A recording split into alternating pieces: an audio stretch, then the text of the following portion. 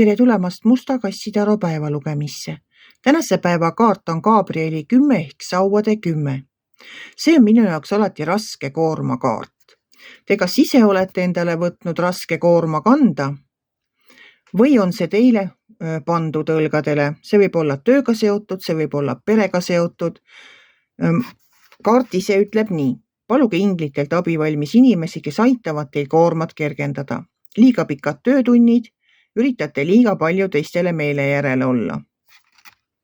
Tähtis on elada tasakaalustatud elu. Teil on imetlusväärne sihikindlus ja puhas tahe asjad ära teha. Kuid see pingutus jätab ka oma jälje. Küsige teistelt abi. Delegeerige vastutus neile, kes saavad tööga hästi hakkama.